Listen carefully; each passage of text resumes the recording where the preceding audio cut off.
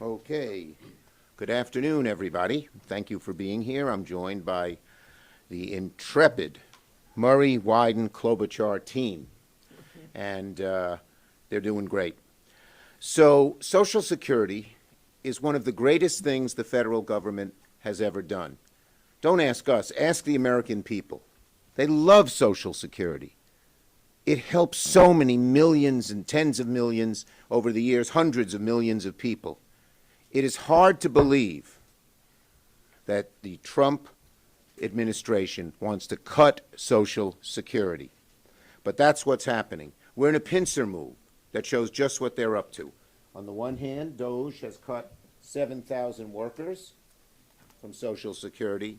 And on the other, Elon Musk says Social Security is the biggest Ponzi scheme of all time.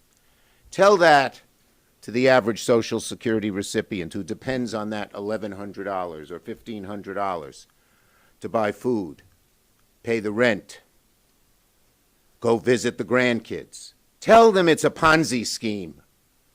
Tell them they don't deserve that money. It's outrageous. And you know they're serious when you see they cut the 7,000 already from the staff at the same time that Elon Musk says it's a Ponzi scheme. The richest man in the world is telling Americans that earned benefits that they depend on and they paid into are a scam. They are not a scam. And Americans know it. So now we know that something we Senate Democrats have feared for a long time is coming true. Social Security is under attack and at risk. You don't need to scratch your head and wonder what's going on when you see they're decimating the offices and the staff. And you don't need to ponder what might happen next when Trump and Musk say that the tens of millions of seniors and families and children who depend on these benefits are a part of a scam. It's insulting to them. They've been waiting for their Social Security so they can have a decent life. No one's getting rich on it, but so they can have a decent life in retirement. But Trump and Musk have decided to attack the bedrock of America's social safety net, and your pocket is in the way. Why are they doing it? Why would they do this? Why would they cut Social Security? They know how risky it is politically, because they're in a frenzy to give tax cuts, tax breaks rather. Why would they do this? They're in a frenzy to give tax breaks, tax cuts to the wealthiest, the very wealthiest billionaires in America. They're just frenetic about it. And I can promise this to the American people. Senate Democrats, all of us, every single one of us, will fight this effort to decimate Social Security benefits and fight for Americans to get the money they deserve and they earn. Social Security sends over $126 billion to more than 73 million retired and disabled beneficiaries every month. And with 7,000 Social Security workers being fired, the benefits are in trouble. You have to wait longer. How about when someone doesn't get their check and needs it to pay the rent, or if you have it because even though you're older, a mortgage, and you have to call the phone, and you have to wait for hours to talk to somebody. You know how frustrating that is? But they don't want to just make people wait. They want them to give up and not get their benefits. And by the way, just parenthetically, Trump just announced that he's going to keep the tariffs. I mean, what is going on here? They're in a frenzy. They're going wild on something as sacred as Social Security, on something as deleterious to the American people as tariffs, which will raise their prices. So we are fighting this all the way. I remember back in 2005, George W. Bush had the same idea, and Harry Reid, Nancy Pelosi, and me, we got together, we said we're going to fight it, and we won. I will tell the American people, we're getting together, House and Senate Democrats, we're going to fight it, and guess what? We're going to prevent the cuts. But we need your help. We need every person who's a recipient or would-be recipient who'd like to get this benefit to call their congressman, their Republican congressmen and senators, and give them one simple sentence: hands off my Social Security. Hands off my Social Security. Let me call on Senator Murray, and I'll leave it up to my three colleagues as we prepare for a meeting. Thank you, everybody. Well, we're here this afternoon because Donald Trump and Elon Musk are taking a wrecking ball to the Social Security Administration and putting your Social Security benefits at risk. People need help getting Social Security at some of the most vulnerable points in their lives. Maybe the death of a spouse, or the onset of a disability, or the loss of income that comes when they do retire. And despite what Elon Musk says, Social Security is not a Ponzi scheme. Social Security is a promise that the American people should be able to count on after they pay into it their entire life. Any part of that promise means being able, and a part of that promise means being able to get on the phone with an actual human being without having to wait on hold for an hour or more, being able to visit an in-office person to help you get your benefits without having to jump through hoops or drive hundreds of miles. But Trump and Elon are decimating the Social Security Administration, and without adequate staff at the agency, there will be people who cannot get their benefits, period. The American people should realize the Social Security Administration is already at its lowest level of staffing in 50 years. That's why fewer than 40% of people who call to talk to a Social Security agent get through to talk to someone. That's why it takes, on average, 240 days to process a disability claim. And that's why last year an estimated 30,000 Americans died while waiting on a decision about their disability benefits. Yet Trump and Elon are now loudly declaring they want to significantly reduce staff further. They told SSA to draw up plans to cut staff by 50%, and their hand-picked acting commissioner is proudly declaring he wants to cut at least 7,000 Social Security Administration workers. And Trump and Elon are now pushing all Social Security Administration employees out the door. They are threatening their employees with future firings and forced reassignments while offering financial incentives to leave. That is an offer that went to everyone at the agency. I want to make sure everyone understands a few things. 90% of the SSA staff work across the country outside of the agency's headquarters at over 1,200 field offices to make sure that they are available to help people in every part of our country. Staff who are not providing direct service support perform critical work that keeps the agency and Social Security system operational, including supporting the agency's IT infrastructure. Elon and Doge are positively gleeful in touting that these staffing reductions, and they are working to close as many Social Security offices as they can get away with. Doge has proudly listed 45 Social Security offices on their wall of receipts as leases they have terminated. When you make it impossible for people to meet or talk to anyone about their Social Security benefits, that is a benefit cut. Maybe making it impossible to talk to a real person is a good business practice in Silicon Valley, but it is not how our government should treat its taxpayers. Year after year, Democrats fight to boost funding for the Social Security Administration so we can hire more staff and modernize their systems.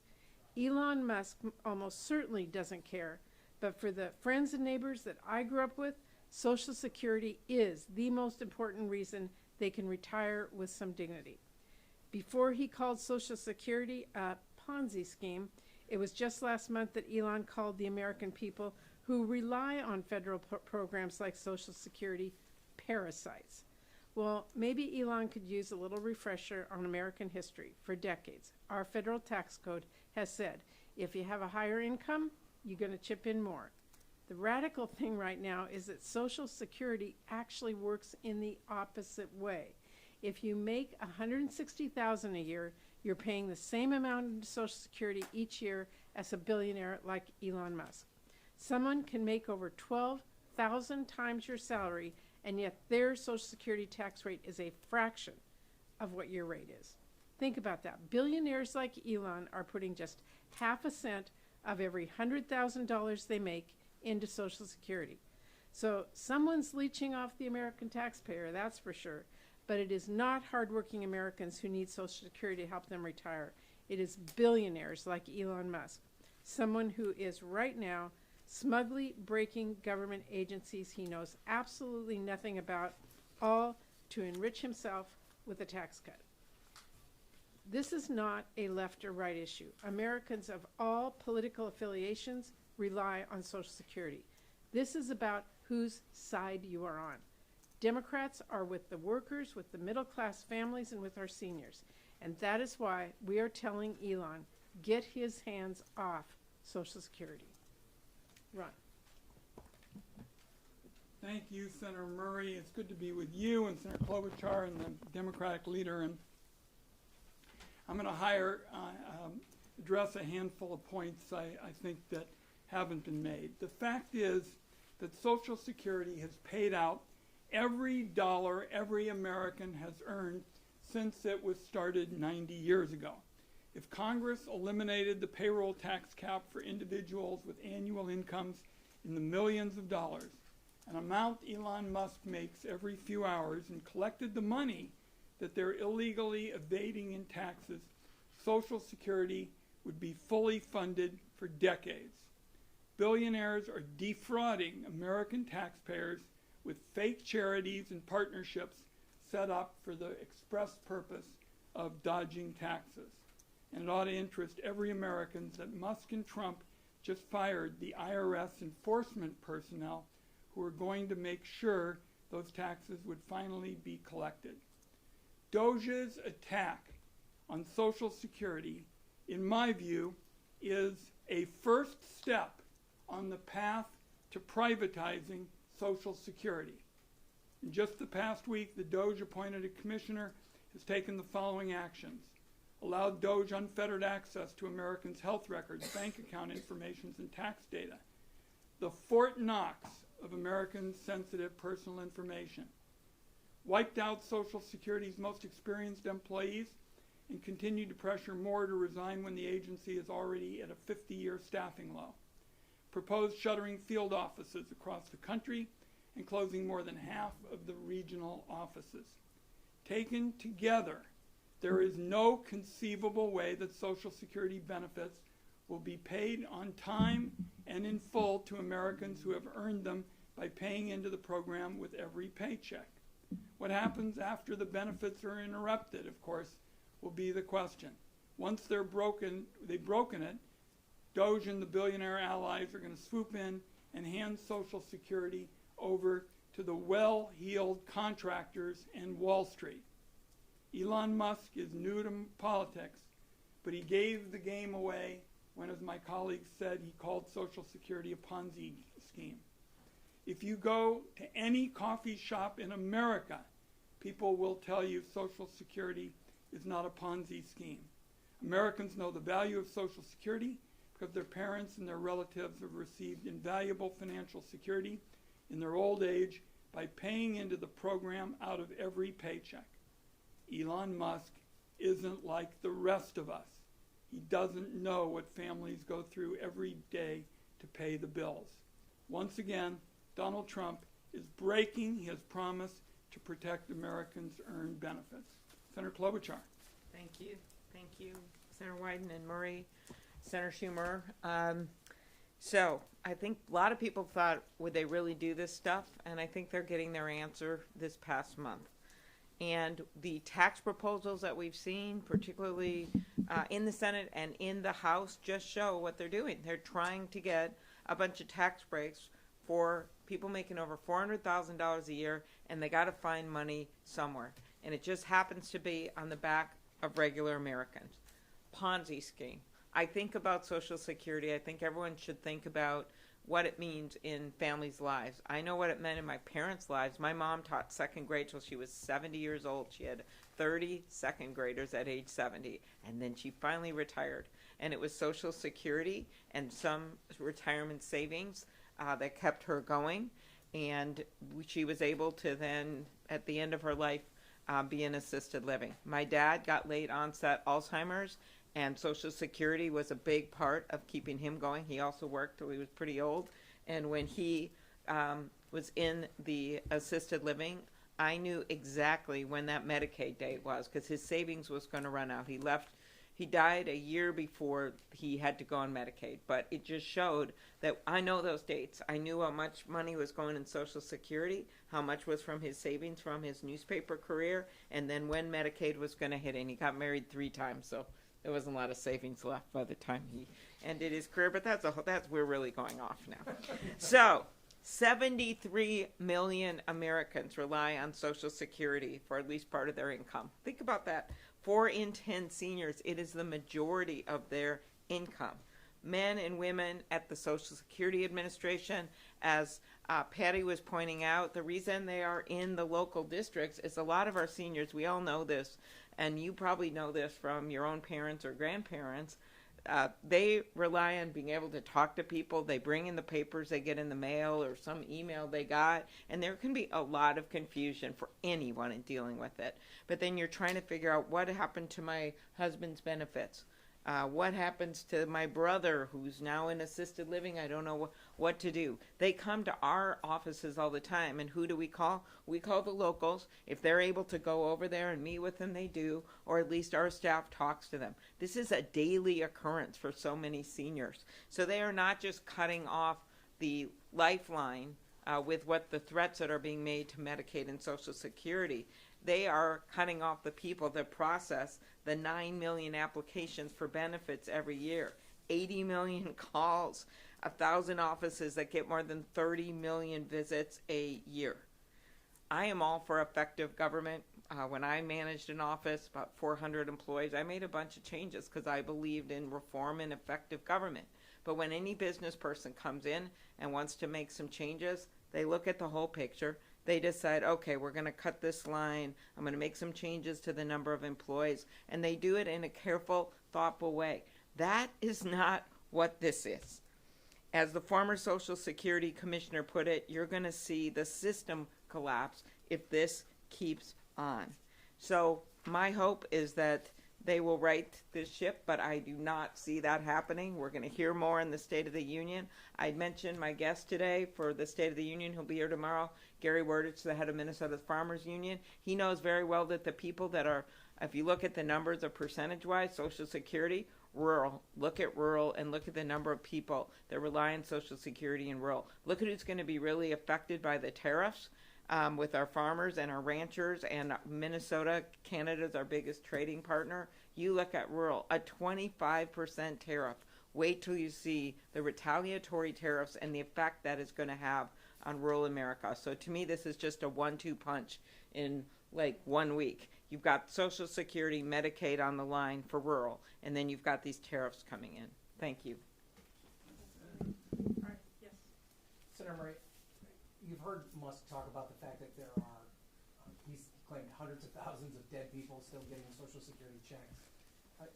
In your mind, is there even any validity to this idea of looking for ways to reform the Social Security program?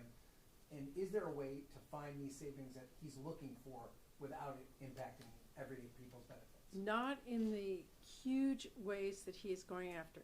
Everybody wants efficiency. Efficiency actually comes, and we were trying to work on that in Social Security to get their IT systems up to speed and working better so people could get responses more quickly, more efficiently. That's not what he's doing. He's just firing all the people who answer the phones and who allow Social Security to work. I mean, think about this. You're older, it's confusing enough, and you're supposed to go to some machine to figure out when your husband dies, what your things are. I mean, just not capable of going through that. They call our offices, as Amy talked about, or they call Social Security. They have a right to get their Social Security benefit, and in this world, not in maybe the tech world of wherever they come from, but certainly in our world, taxpayers best way to help them get their benefits that they have earned efficiently is working with people in a real way, and that's who he's taking away. Patty, can I just offer a statistic on that point? Yeah. The latest numbers are Social Security delivers 99.7% of retirement benefits accurately and on time. This is an agency, we're happy, the finance staff, to give you these things. And by the way, if you want to deal with waste, fraud, and abuse, you don't fire the inspector general, so, and they did. And there are changes you could make on how much people are taxed with the $400,000, people making over $400,000 a year, that they're able to put in more into, that would literally write the system for years and years to come. So that's one way they could do it, but that's not what they're talking about. Senator Murray, are Democrats going to insist on language rolling back and preventing these cuts as part of a deal to bring a CR up for a vote to keep the government open? We are looking at a number of different things. I'll just say this, the only one who wants a shutdown right now is Elon Musk. He's tweeted he wants one. Nobody else wants a shutdown. We are all working to get this done. In my opinion, the best way to do this is to do a short-term CR. Our committees are capable of getting this done with a short-term CR and ready to go to work. Martin O'Malley predicted a collapse in Yeah. 30 to 90 days. Do you think it's that dire, that kind of timeline? I do. If they let this many people go there and don't get checks out, I think Ron's assessment is right. What is their final goal here? Is it to just privatize Social Security? That would be a huge disaster. But yeah, I mean, when you're firing this many people, closing that many offices, don't have people to write the checks, you are looking for disaster. The point really is, if you take the system today with these superb kind of statistics like 97%, 99% are doing it accurately, and then you start hollowing it out, which is essentially what they're doing. You hollow it out, and then they say, oh my goodness, we need the private sector here, we won't have a program. This is kind of the history of these kinds of efforts. Social Security is not a for-profit agency, and it should not be. Senator Murray, a follow-up on the CR question. What provisions or what language, if any, would you like to add to a clean CR? And what's your response to the White House anomalies request? I think the White House anomaly requests are completely inadequate. And again, the solution is in front of us, short-term CR, tell our committee to get to work. Democrats are at the table, we're ready to do that. One more. One of the things that you guys mentioned is the tariffs. The stock market's down a lot today on the tariffs. We've already seen growth estimates drop for the first quarter, or negative in the Atlanta survey, and there's now potential for inflation to go up. This is a concern that Republicans have as well. And you're wondering if what you think is there an opening here to get some bipartisan pushback on the tariff issue? I really hope so. Amy and I are northern border states. Yeah. We depend on our trading partnerships with Canada on a broad range of products and things. Not only that, but we are already seeing our northern communities that rely on tourism from Canada drop significantly because of the way they're being treated. This is having a huge economic impact, regardless of the tariffs. Tariffs go in, we pay more. We have tried so hard to actually expand our markets and done a pretty good job in our trade with Canada. That's why you see better infrastructure. We have a lot of, during the pandemic when there were shutdowns of the border, we did everything we could to open it up as soon as possible. This is a crazy way to handle our allies, right? He is literally reaching out to Russia at the same time that he's putting a 25% tariff on Canadian goods. And I know what's going to happen for our farmers. We have got even some of the fertilizer and things like that. If you look at how much that adds to a cost for an acre of corn or an acre of soybeans, it's an unbelievable market. This has been one of the really crown jewels of American economy. The fact that we are able to export agriculture and have free trade back and forth. There's always things we can do to improve it. The USMCA was negotiated, the Mexican-Canadian trade agreement, under President Trump. He was always proud of that trade agreement. And if we want to make changes, say I have some pet peeves about Canadian dairy and how that works. Okay, fine. That's a place to do it.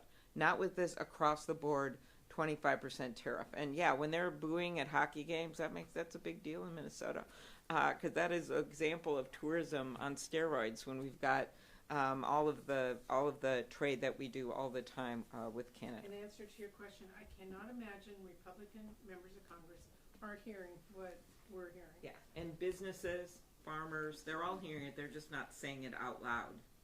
Can I ask a question about Social Security? Okay. Last question. I'm going to go do my rural radio interviews in Before Minnesota. we Yeah. leave trade real quickly, coming over here, we were getting the information that manufacturers look like they're responding really badly to this latest round of hits. One more question, and I've got a question. Senator Schumer mentioned the Democratic effort to push back on privatization in 2005. People outside of Washington may not be feeling the DOGE cuts on, on issues like USAID, but do Democrats see Social Security as something that could resonate? Because obviously It will resonate when seniors and people who rely on Social Security call because their disability check or their Social Security check is wrong or something and they can't get through. They're going to be furious. And how soon do you think that Well, with the layoffs and the office closures, we're already starting to hear from people who are having trouble getting through. just reaching the Yeah. offices or Right. not getting their checks? No, I have not heard it personally, anybody not getting a check. But if you cut that many staff personnel and offices, that is just inevitable. This is hollowing out the program. You're reducing, staff, you're gonna make it harder for people to get information. This is the kind of sort of prelude to privatization. Thank you all. Thanks, Senator.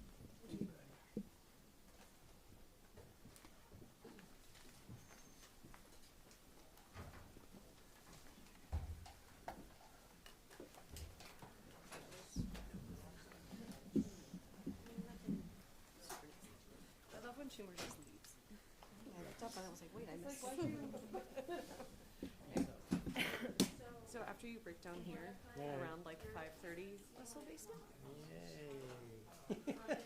And then you'll be, so y'all go to Russell basement. Once like Graham and those people come through,